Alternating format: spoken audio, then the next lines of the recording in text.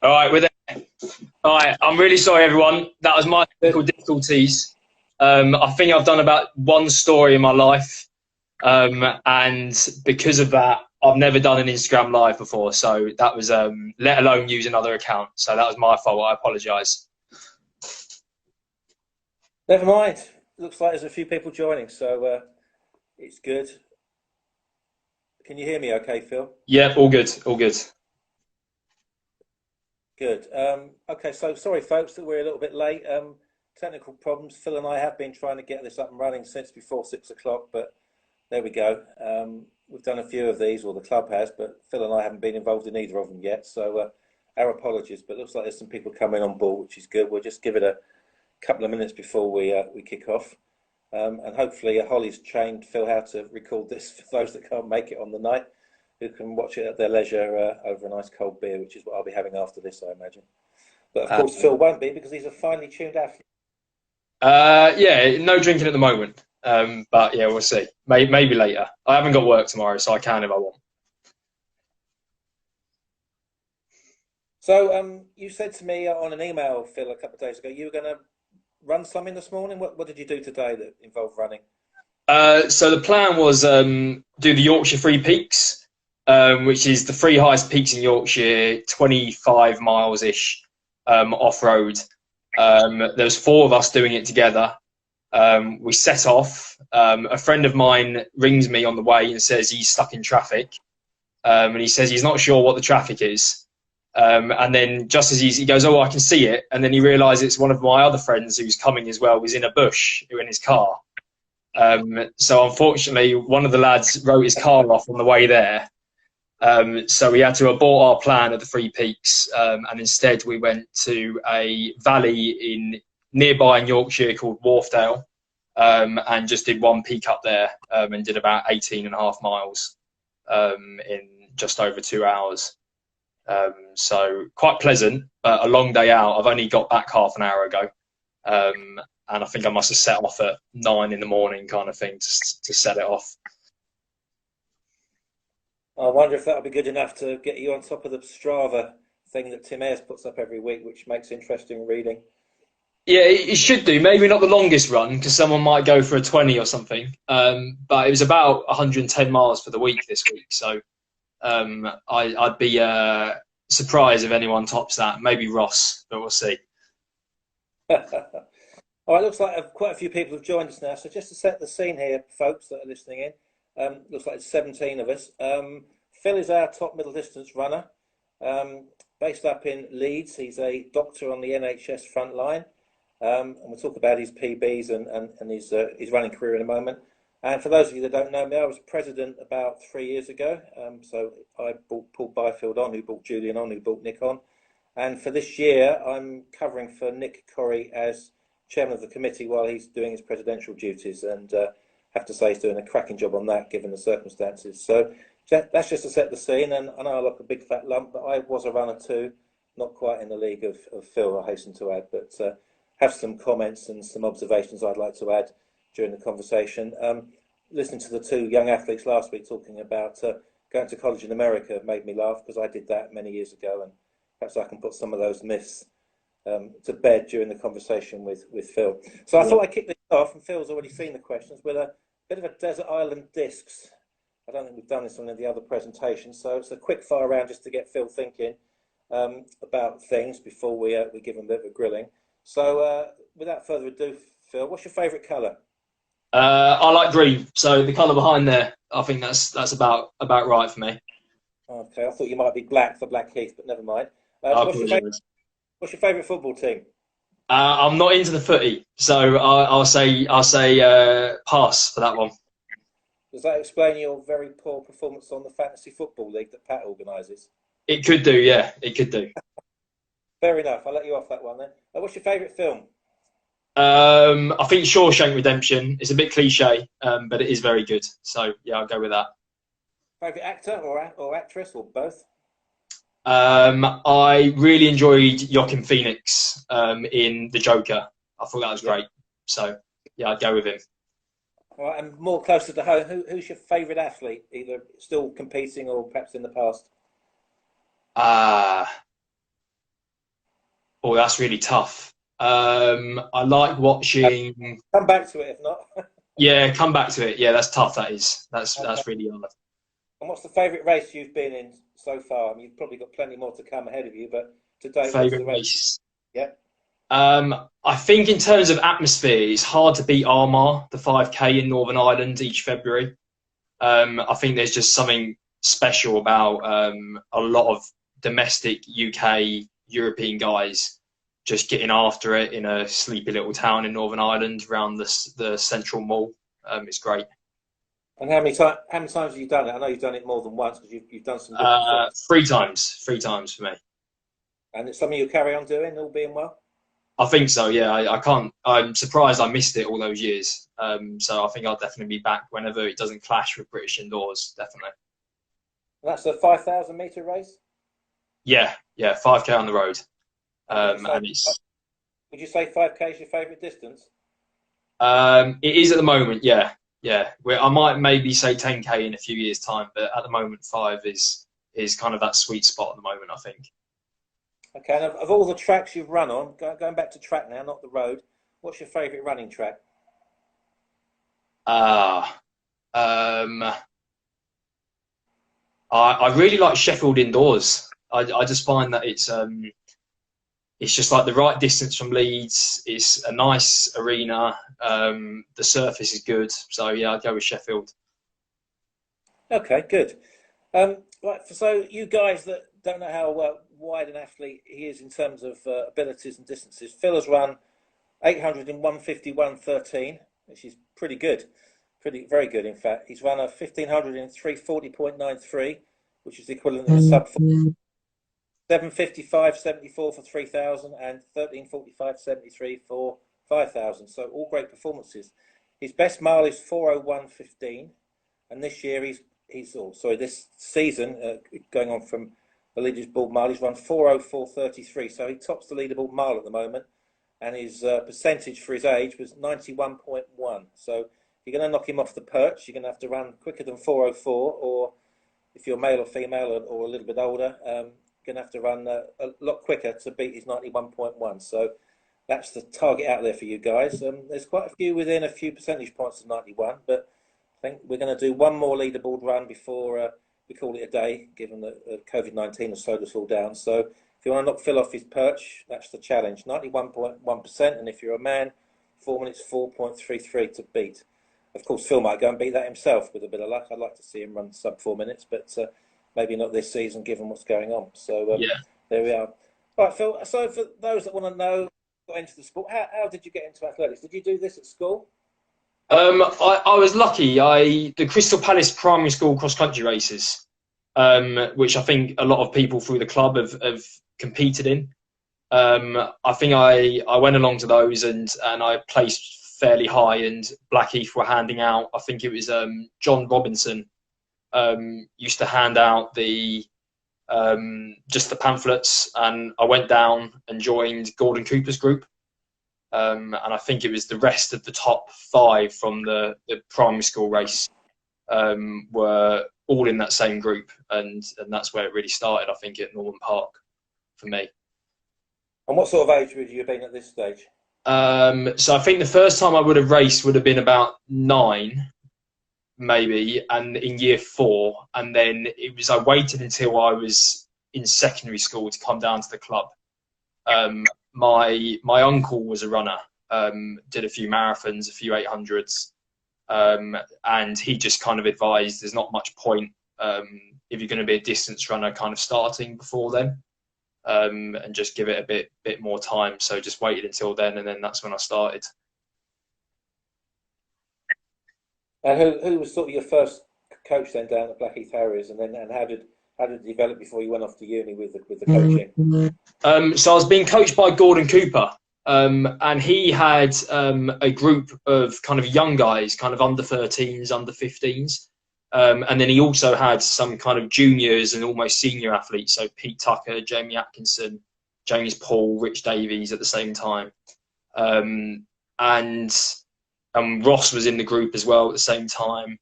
And kind of just progressed from there to kind of started out running kind of my peers around the same age, and the next step up to the senior athletes was just a bit too much, and that's where Dave Liston came in, and I was able to kind of join his group of slightly older junior athletes, and there was a slight overlap where I was doing Dave's sessions and Gordon was coaching me, and I think at some point Gordon, I think when I was an under 15, decided he'd take a step back, and Dave kind of brought me through until I was about 18, which was great. There was a great group, and we had Steve Cavey winning the English schools at the same time, and so that was it was really fun. It was really good times down there, I thought. So back in my day, England schools was the be all and end all. So I mean, I was probably obviously. So I had Graham Botley looking after me when I was sort of that sort of age. So I went to the England schools on 5 occasions and absolutely loved it. And that was, to me, if I never did the England schools again, I didn't really care. But obviously I went on beyond the England schools. Did you go to the England schools? And if so, did you have any success there? I got 2 runs, and I made the final, both my senior boys, but I didn't make it before that. So yeah, it definitely was the kind of the be all or end all at the time. But that being said, who won it the year you made the final? Who was the winner? So the first year, John McDonald won it. He ran for Luton, went to St Mary's. And then the second year, I think Charlie Grice won it a year young, I think. And obviously he's gone on to run 3:30 kind of thing. So yeah, so it's variable with terms of kind of the progression. Some people keep on going, and then some people that's the peak and that's it.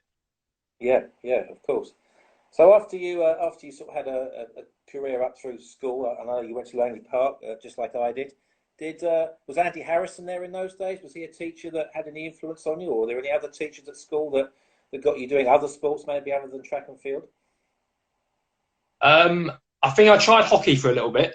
I was a swimmer as well, so I did do a lot of swimming through Beckenham Swimming Club and Bromley Swimming Club, and I quite enjoyed that. But I wouldn't say any of the teachers there. I think the club, we were lucky that Blackheath was such a strong club and had such a strong structure that I didn't have to kind of have too much input from the school. And if anything, there was moments where I would have races on a weekend and I would have training, but the school would want me to do a certain race for them, and I'd actually say no. I'd be like, I'm more, my goals with the club were bigger than kind of the school goals. Yeah, understand. So you obviously left school, you did your A levels, I mean, then you went off to university in Leeds. Yeah. So tell us why you chose Leeds. What was so good about Leeds and at the university, the course? What in your own words would you say? Well, it was the only university that offered me a place, to be really honest. So I hadn't even visited the place, and I just thought I wanted to go up north was my plan, away from London for university, have that university experience, and then not all the universities study medicine, so that narrows it down a little bit. And then with medicine, you have to do a few aptitude tests beforehand. And there's certain universities that have a higher weighting for them than others. And Leeds was one that didn't have the highest weighting on the aptitude test. So I managed to get an interview for here, and that's where I came. Yeah, it wasn't so much through choice. That was it, really. Okay, and then I guess you took your medical degree and led you to be getting a PhD and becoming a doctor, I guess. Do you want to tell us about what that means now for you in this current situation? So not a PhD. So we don't get a PhD doing medicine. We get it's kind of a master's and bachelor of medicine and surgery. So we're not quite that academic. But it's meant I've been lucky. I graduated 3 years ago. And my training program that I'm on now, you're always in the training program as a doctor until you're a consultant. And my training school have been very supportive of my athletics, and I've been working part-time for the last few years. So I would say that's one of the benefits of being up north. I guess financially I couldn't live back with my parents, not that I'd want to, but I can still live relatively comfortably off a part-time wage just because rent and cost of living is a bit cheaper up here. And I've still carried on working part-time through this pandemic. I was due to take a 6-month sabbatical to try and make the European Championships this summer. But unfortunately, because of the pandemic, there wasn't really any point taking that and delaying my training. And they were very adaptable and just said, we'd love to have you stay and not take your sabbatical. And I work in accident and emergency. So it's around 3 shifts a week I do. And they can be all hours, nights, weekends, evenings. And yeah, just keep working, and it gives you something to do during this pandemic time when a lot of people are kind of struggling with that. So I guess that's a positive to take from it. And do you think there'll come a day when they'll put you under pressure to sort of go and make that full time, which I think would then probably impact your athletics career and the amount of rest you get? I mean, is that something that will happen eventually, or are you going to be able to pull that off until the day that you sort of back off a bit on the track and field? I mean, yeah, it's probably not the best example to set to any of the younger athletes, but my plan is never to work full time. I want to compete, carry on competing as high a level as possible, and naturally, I think I'll probably go up in distances, maybe towards the marathon in the next few years. Yeah. And because of that, I still think there's a decent career there, maybe 10 years or so. Yeah. And then after that, you don't know where you're at in terms of your life, but you could have a couple kids, or I could have a couple more dogs. So at that point, I don't plan on picking up any more hours, really. And do you think Leeds is a long-term base for you, or do you think you move to another part of the country? Not sure. Difficult one. My mum is in southeast London, in Beckenham, and my partner, her parents are in Sheffield. But we have a lot of friends here. I'm a member of the Leeds City Club. I've been enjoying that a lot.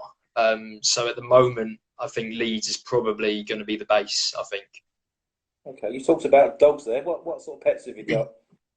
I'm fortunate. I've got a tortoiseshell cat who is coming up to 3 years old, and I've got a spaniel crossed with a Vizsla, 18-month-old dog, and she is out on a walk at the moment, luckily, because she does bark a bit. But she's running with me a fair bit at the moment. I think she's done 40 miles this week, so that's been great, out on the trails and stuff like that with her. Yeah, I've got an 18-month-old dog. He's quite big. He's a schnoodle. He walked 5K with me today. That's about as much as I can do these days. But unlike me, I'm up and about. He's I think fast asleep on the sofa, which is just as well, because if he barks, no one will be able to hear what we're talking about. But That's good. Great fun. I only had a dog for the first time at the age of 60, and during this lockdown, having a dog's been fantastic because it gets me out of the house, and me and my wife can go and walk with him, and Yeah. my sort of similar age to yourself, and take him off lead and go to places. But it's been fantastic having a pet. I wish I got a dog earlier, to be honest. Yeah. But you've got one at your young age. That's fantastic.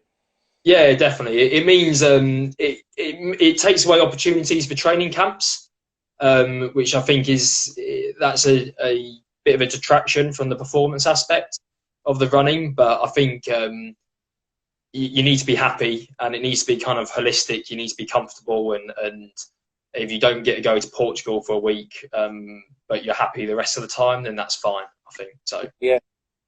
No, I wasn't going to let it stop me either. We went away to Argentina about November time, and we've met a lady that walks our dog, and we gave her our dog for 2 weeks, and It's the best thing we did. She was great with him and looked after him, so we could go away for our 2-week holiday to South America, knowing that he was being taken care of. And if we go away again, of course, we'll use her again. So yeah, don't be tied down by your dog. You won't be. On Yeah. that subject, what's the best place you've been to? You've obviously travelled a bit with your running and your holidays. What place is it that you like most that you've visited so far, whether it's been for running or not? Oh, I would go with the Meanwood training camp, which is where I live in Leeds. We've got everything we need. We've got the track. We've got off-road trails. We've got a canal where you can do long tempo style work. We've got good road loops where you can do short stuff. So I think there's a good thing of you should enjoy going away, but you shouldn't always be thinking grass is always greener. Appreciate what you've got and use it and utilize that to the best that kind of you can for performance. I think. But that being said, I went to Portugal a few years ago, and that was great.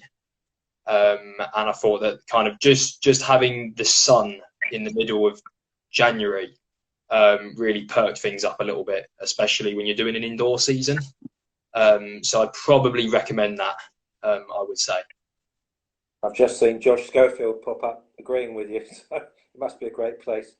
Yeah, yeah, it's not too bad. I mean, I have to say, I went on scholarship to the US, 35 odd years ago. I went to Memphis in Tennessee, so it's not a place I would want to end up living. I must admit, it was a good place for the 4 years I was there. But yeah, apart from Elvis sort of being buried there, there's not a lot else going on in that particular city.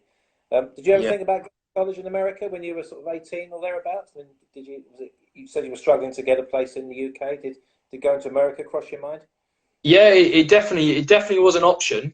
I just hadn't run the times at the time, so I think when I was waiting on Leeds to get back to me after my interview, I must have fired off 40 emails to different coaches.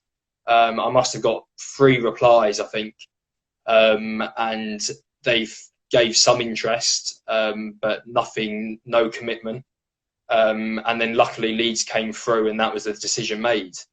I then looked at taking a couple years out of medicine to then go and study a master's in the US. But again, I'd suffered with plantar fasciitis for a year in my 3rd year of university, and I didn't have the times to back it up.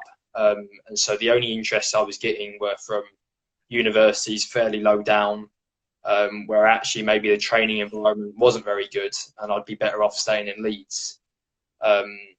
So in the end, it just never really happened for me. I think in terms of, it's definitely something that I wouldn't push on the younger guys in the group who I train with. I wouldn't say you should go and do this. But I think from a personal perspective, it's a slight regret that I didn't get that opportunity, maybe. Yeah. And I think, yeah, I mean, you could probably tell us a bit more about how good that was for you, the performances of your running, and just kind of having 4 years of just concentrating on it fully is quite exciting, really. Oh, it was. I mean, back in our day, I mean, I'm showing my age here, we didn't have the internet and mobile phones. I mean, we're talking about the late 70s here, and I would go down to Blackheath on a Wednesday night, it'd be one of those Wednesday nighters, and there'd be most weeks, one year, there was about 3 or 4 letters from American universities asking me would I like to go. I had won the England schools intermediate boys one year, and the following year won the senior boys. So I guess my name was sort of in the magazines and what have you, and they always put in brackets after your name what club you're at. So they always wrote to the secretary of Blackheath Harriers, and there were these letters. Must have had about, I think, 50 odd different invitations, not necessarily full scholarships, but would you like to come here, and if you're interested, write back. And this one guy in Memphis, University of Memphis, was just so persistent, and he had an athlete who predates all of us, a guy called Paul Bannon, and he was an athlete just about to finish there as I was about to go, and he convinced me to go, and I went as an 18-year-old, had an absolute great time. But back in those days in Tennessee, as you know, I like drinking beer, and I'm a rugby man. You could drink beer at 19. Okay. Now in America, you've got to be 21 to drink. So, I know drinking's not sort of part of the athletics culture, but it is part of the social life if you don't want to go to a pub or a bar. So, back to your point about going too young, Phil, I think if people are going to go as an 18-year-old, you're going to have 3 years where you won't be allowed to go in a bar and socialise with your boyfriend, your girlfriend, what have you. But then I know people are going out and doing master's degrees, having done an undergraduate degree in the UK Yeah. at the age of 1, by which time they'll be 21, 22, a bit more mature, got a degree under their belt, and then they'll be able to make more of the social life that's out there, which is very much, around university life. So you do go and watch the football games and the basketball games that your college is involved in. And I mean, our college wasn't a great college, but we'd have 55,000 people for a home football game. Yeah. 15,000 watching the basketball. I mean, that's more than Crystal Palace get. Yeah. Yeah. That's all the go. And then I was just going to try and use this as to build on the point the lads were making last week on the call. That if you go to college in America, they've got you from August till about June. I mean, you have to run to their schedule. They're paying your way and feeding you and what have you. They've got you. Anything you get out of that beyond June, like coming back and running for the club or what have you, is a bonus. But I found I was coming back in June absolutely tired. So I'd peaked for indoors in February or March, and again I peaked indoors for June because I had to run in the NCAA's or have to run in the state meet or the conference meeting, which everybody's in. And by the time you get to June, you're worn out. So anything you get in July and August for Blackheath was a bonus, and I found I was exhausted by that time. Yeah. But 4 years, I knew that what was going to be the cause, and as long as I was a good student and went to school, which you do. I mean, you're going to have about 12 to 15 hours of lectures a week, unlike British universities where you're lucky to get an hour a week. You have to think for your supper, for your education, and like you said, you've got to run your performances to keep your scholarship. So anyone's listening that's thinking about going to America, I'd absolutely recommend it. But as Phil says, you might want to do it when you're perhaps at the end of your education rather than at the start, because you're just going to miss out on so many things that you'd get in a British university that you wouldn't get in a US university. So that's a good segment. Brilliant. I've done a lot of the talking. I wanted it to be about yourself. What's any thoughts for this year? You're in lockdown. Are you training hard? Obviously, I see the miles you're doing. Yeah. When are you going to get to race? No idea.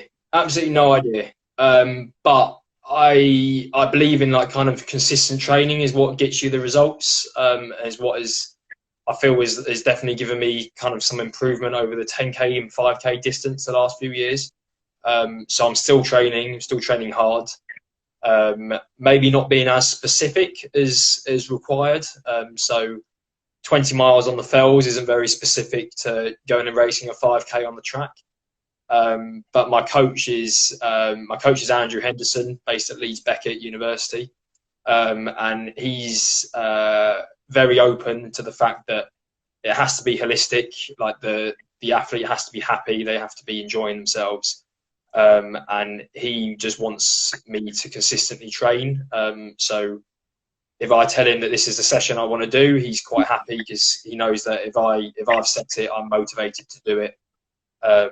And if I want to go and run on the hills, he doesn't want me to break my ankle, but he knows that I'll be better for being happier and just enjoying it, which is probably what I'd probably advocate for everyone else. It's just kind of do what you enjoy at the moment. Don't worry about the races. They may happen, they may not, but try and find the enjoyment in the training. And whether that's changing things up a little bit, then this is an opportunity to either do the things that you wouldn't normally do, or to kind of change things up and take a bit of a risk with the training as well, that you may see a bit of payoff kind of thing later on. Excellent. What advice would you give to perhaps some of the youngsters listening on this call, then perhaps some of the boys and girls that are in the young athletes team, just sort of putting their foot onto the ladder, as it were, of track and field? Any advice you'd give them based on your experiences? Stay involved with the club. Do the club stuff, because at the end of the day, unless you're winning national championships and going to major games, kind of that is the stuff that you'll remember. That's the stuff that'll be the best stuff. It won't be that kind of BMC race that you ran a certain time. It will be winning the National Young Athlete League with your teammates, winning the National Junior League, or Youth Development League, they call it now. I think a highlight for me was when we all got promoted, the Division 1 at the British Athletics League, into the Premiership. and it was just kind of that long draw out of 4 matches across the season, and placing highly in the first 2 and knowing that we could do it, was like a really good highlight for me. I had teammates from Leeds who were running for other clubs who kind of noted like just kind of the team camaraderie that we had, that they kind of lacked in their teams as well. So that would be kind of my advice, is just value that stuff, don't overlook it, and that's actually the stuff that, unless you're going to be winning, going to the Olympics, that's the stuff that will matter in the end, I think. Okay, I'm not going to embarrass you here, but 3 other PBs of yours I've seen: triple jump 892, pole vault 110, and a hammer throw 1127. Talk us through that hammer throw, because I think it was at the British League match, and I think it sort of just proves the point you just made. Yeah, I think they were all at British League matches. Unfortunately, the hammer throw turned up, and there was one other kind of guy there just getting 1 point or trying to get a point, and he threw 19, and I couldn't better him. So it's 11 is my best, because there's always that element when you turn up at the league matches and you think, all right, well, I'm only here for a point, but actually so is he, so maybe I can get 2, kind of thing. And you got to give it a go. So I think the pole vault I got a few points for, just because there was a lot of non-scorers there, so that was quite good. I don't know what it is with you Leeds boys, because James Habergam comes down and runs the 8 and 1500, and often gets asked to chuck the javelin, and usually scores a few points. Yeah, exactly. And I think there's a lot of value in it, in being a club man and enjoying it, and not taking yourself too seriously. And obviously you don't want to get injured. That's important. So I wouldn't recommend the pole vault, or maybe the high hurdles. But everything else you can go and do, pretty injury risk adverse, I'd say. I'm sure John Wakeman will help you. I just saw him put a thumbs up on the screen. He's coached many of the people at the club, and I'm sure he'd be able to improve your 1m10 and tell me all about it for donkey's years to come. Yeah, well, hopefully we've got enough pole vaulters coming through his group that you'd never require me again, really. So that's hopefully he's doing that. That's it. Okay, so if there was a bit of race, they say to you, when the lockdown's over, you can race. You got a race at the end of August. What would you do from choice? What if you had one race to do at the end of August? What would it be? What distance? I'm really hoping they do the 6 stage, the national 6 stage in Sutton Park on October 3rd.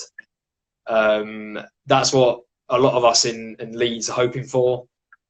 We won it last year, and we've eyed up the record, and we think it's doable. So that would be if they allow one race, it'll be that. And from a personal perspective, I wouldn't mind a half marathon, even a half marathon a go. So maybe Valencia, or if they gave us enough notice, maybe Great North Run early September. That might be worth giving a go. But at the moment, we just don't know, do we? So I guess you just got to just see what happens. So you think you might put on the black vest and see if you can break your 4:01 mile time? It's tempting. I trained in it the other day, and I think I last raced in it in December. I wore it for a 10K up in Sheffield, but I didn't race very well, so I haven't worn it since then, really. But I think I'd quite like to do the sub 4, but I just need to work out how to do it. It's difficult. It's when you've got all these. You want to go and run 20 miles in the fells, and you maybe want to do a half marathon, but then also part of me wants to do the sub 4 mile. It's quite difficult to train for all those things at once, as you can understand. I remember years ago, I only ran 2 of these. I ran against some boys in Texas, and I was last in a race. I ran 4 minutes 6.4, and a guy called Nyan Bowie won the mile in 3:55, and I wasn't far behind him at the bell, but by the end of the lap, I was Really had down the home straight. So yeah, I hate you doing it, but yeah, I can't claim the sort of times you've got. But yeah, I'd love to see you run a sub 4 minute mile. Look, hopefully. Phil, absolute pleasure talking to you. It's great to see you looking really well, looking lean and mean. I like the go faster haircut. Have you got a haircut like that in lockdown? Yeah, just a beard trimmer. Just went through. Okay. You better not be going to the barbers, otherwise we have the police after you. No, no, Um, no. it's been an Got- absolute pleasure as always. Always have good time in your company. Good luck for the season. Hope the training goes well. I hope you get to do the relay you wanted, and I'd like to see some of these times get clipped down a bit more. And if you can run a sub 4 minute mile, that'd be absolutely brilliant. Yeah, Especially if you're wearing a black vest. we'll see. We'll see. Yeah, Brilliant. Okay, appreciate it. yeah, I've got nothing else to add here. I don't know if people ask online or if there's anything else to go, but I guess that's it, is it? Yeah, all right. I appreciate it, Nick. Good to catch up. Likewise. Good luck, Good. matey. Cheers. I'll see you later. Yeah, see you soon. Bye bye. Bye bye.